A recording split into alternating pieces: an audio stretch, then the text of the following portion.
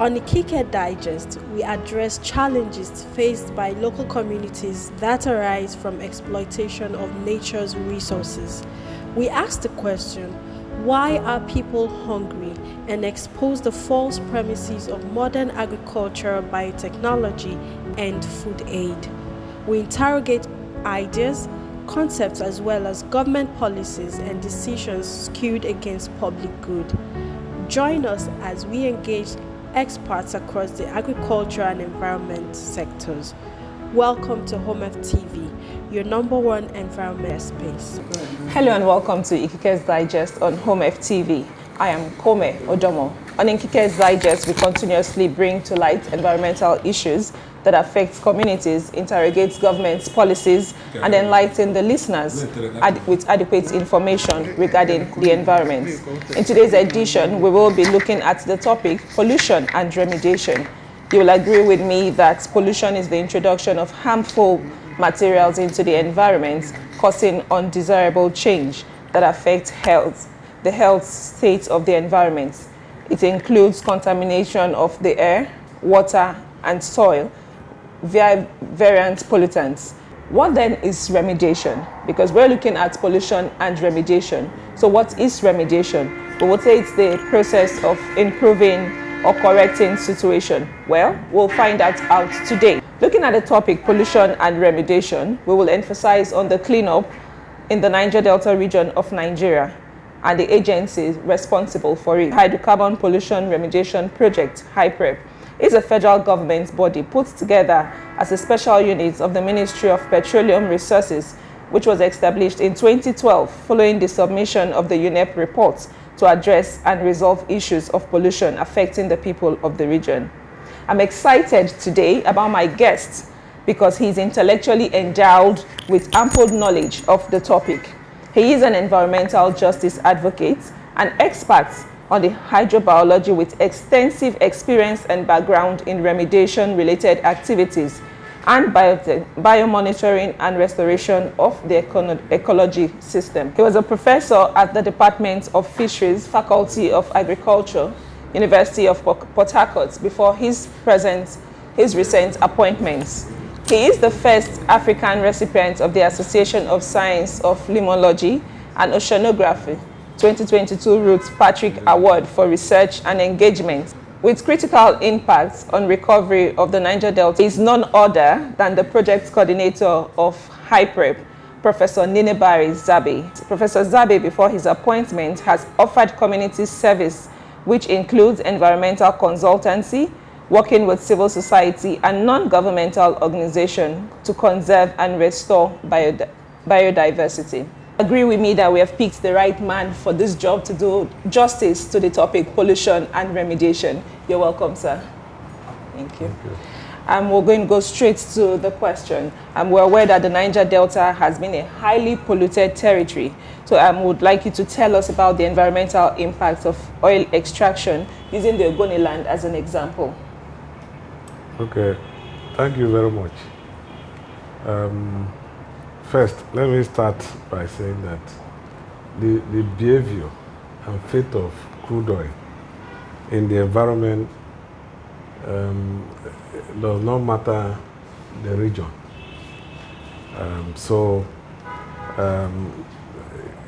The impact of oil pollution on Ogoni land is similar to what is recorded elsewhere in the Niger Delta and around the world. So once there is an oil pollution, two things will happen. It's either the organisms or the biodiversity in that environment will either be chronically impacted or they will suffer outright mortality. Now, chronic impact is when the level of concentration that the organisms are exposed to is within tolerable limits. So it will not kill them, but it will cause either impairment in their growth or their reproductive output, or even affect their behavior. Acute impact is when the concentration is very high, to the extent that it will kill the organisms. And so the impact of oil pollution, first and foremost, can be determined from the point of impact on biodiversity. And when we say biodiversity, it's a very broad term in terms of coverage. It includes the ecosystem or the habitat. It includes the organisms that live there. It also includes the genetic composition of the organisms. Whenever biodiversity of an area is impacted by oil, it means that the people that depend on that environment for their livelihood will lose their livelihood. Apart from the livelihood impact, it will also impact on even their health. Because there is, even like other organisms that are in the environment, there are those that when there is an impact or there is an oil spill, there are organisms that have the ability to migrate if they have the opportunity to migrate. Like the fin fishes, once they detect the presence of oil, they will want to swim away. Now some of them will succeed in swimming out of that polluted area, while some of them will be caught up, and then they will die in the process. Okay, so you've talked about how it has affected the source of livelihood for people. So we would like to know how HYPREP as a body deals with the concerns of livelihood, social impacts, and human rights of people as regards this environmental pollution. Okay, so we are doing a lot. We have a mandate. There are components of the mandate. Of course, HYPREP is responsible for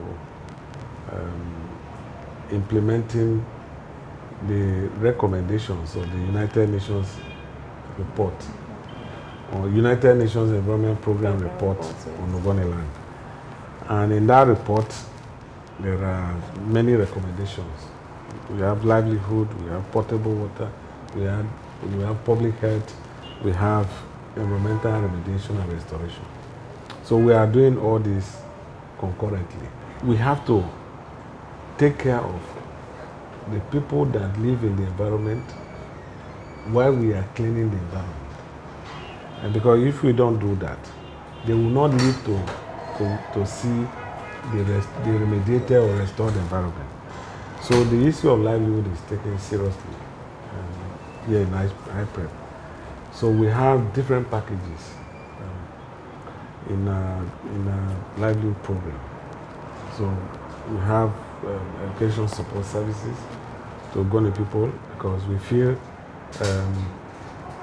because the livelihood support system of some parents in Ogoni had been eroded. Then at the moment we are training 5,000 Ogoni youths and women in 21 ski areas.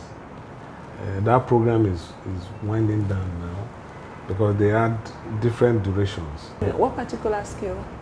So it's a lot of skills. So for example, we are training them in fashion and designing. Okay, we provide them with starter pack. So some of them can start their life with that. Some of them will also be gainfully employed. Just recently, we organized what we call career enhancement and employability workshop for undergraduates in their penultimate year. So every component of our remediation or restoration work, we try to build in livelihood component. So for example, we are piloting mangrove restoration of 560 hectares. Oh wow, that's nice. in Ogoniland. We started by, training 90 young persons and women from that area and equip them with catalytic grant, with which each of them set up a nursery. So those that we have trained and now own a nursery are the ones that are supplying seedlings, mango seedlings to the mango contractors. So it's a huge source of livelihood because the contractors are buying one seedling for 1,000 naira, and the 90 youths and women that we have trained will basically supply about 800,000 seedlings. Amazing. So that's 800 million naira going into the community. So that's what we do. And then for land remediation, we train the community workers, and then they start to work with the remediation contractors. So it's learning by doing. It's hands-on. Even for the shoreline cleanup, it's the same thing we did. We first of all got nomination from the communities. Then we swim tested them medically to see that they are fit to do the work. Okay, so you've used the word remediation and restoration repeatedly. So for the sake of our listeners, we would like to break that down so that they understand what's the difference between remediation and restoration. Okay, so they are similar, but they don't mean the same thing. I will say that restoration is the goal, while remediation is the process. So it's the process of removing the certain amount of oil contaminant from the environment to levels that are permissible based on the ability of organisms in that environment to thrive. That is remediation. While restoration is the end point of it. So restoration is according to the Society for Ecological Restoration,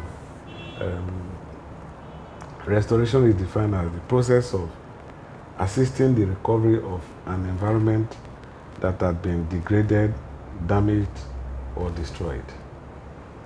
So in that case, it's broader because you are talking about restoring the ecosystem structure.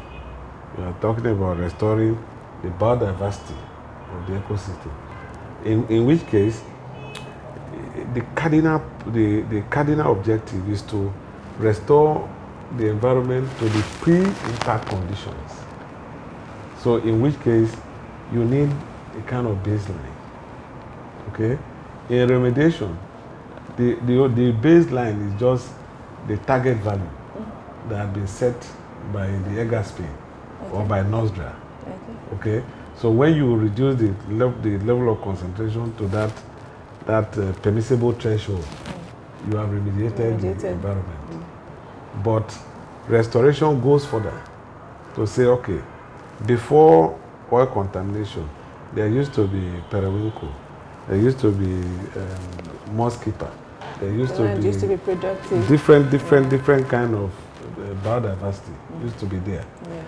And that not just the presence of these organisms, they had relative composition, So periwinkle used to be, say, 30 per meter square, while moss keeper used to be maybe 2 per meter square. Restoration targets all that because you want to restore the structure of the ecosystem, the pre-disturbance structure of the ecosystem. That is why our mangrove restoration project is distinct, is novel in the Niger Delta because it is ecologically sound. We are not just planting or revegetating the former mangrove areas. We are doing it based on reference conditions or reference mangrove forest in the creek, in which case we are looking at the zonation pattern. Because, you know, over the years, mangrove restoration in the Niger Delta are targeted only the red mangrove. So we are saying, no, it's not correct. Because if you look at the relative composition or proportion of mangroves in the Niger Delta, 70% of the mangroves are actually red mangrove. Okay?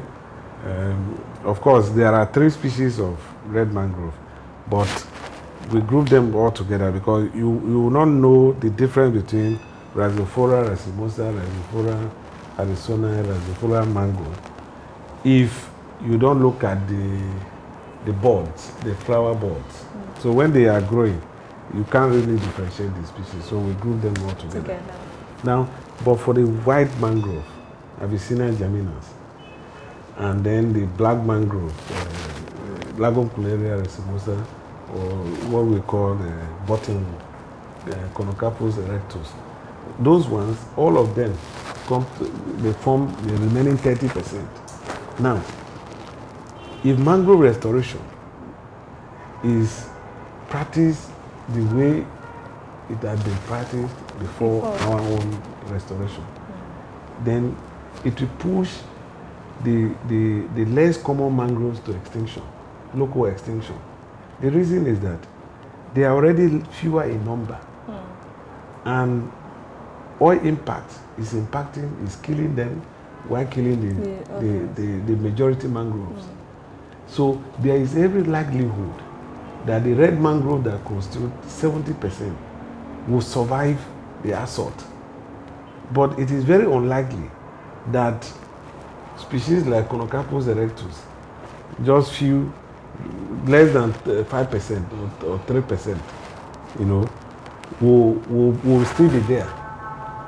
Okay? So what we are doing is mangrove restoration that is ecologically sound, looking at the zonation pattern. So we are planting 70% red mangrove, 20% white mangrove, black mangrove, and 10% the black mangrove. That's what we are doing.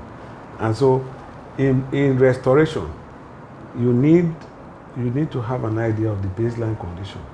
If the baseline condition or the pre-disturbance condition or the pre-oil impact condition is not available, you don't have soil data, then you have to look for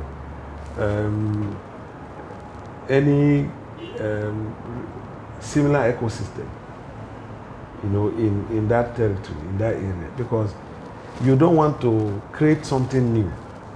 You want to repeat what used to be there. And so you have to look for something that is already there, a mangrove forest that was not impacted by oil, and look at the zonation pattern, look at the kind of organisms that are there, and you replicate it where you're doing restoration. So in summary, restoration is the goal. End goal. You know, practitioners are saying, why not we call it rehabilitation? Okay.